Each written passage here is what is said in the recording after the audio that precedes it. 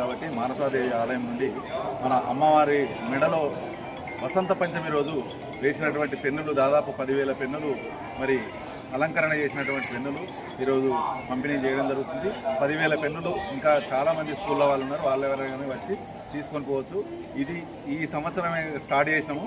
ప్రతి సంవత్సరం కూడా పిల్లల భవిష్యత్తు మంచిగా ఉండాలనే ఉద్దేశం కొద్దీ మేము ప్రతి సంవత్సరం 10,000 పెన్నులు మరి ఎగ్జామ్స్ ఎప్పుడైతే స్టార్ట్ అవుతాయో అప్పుడు అందరికి కూడా అమ్మవారి వసంత పంచమి రోజు పూజ చేస్తాం. అది పూజ చేసిన పెన్నులన్నీ కూడా పంపిణీ చేయడం జరుగుతుంది.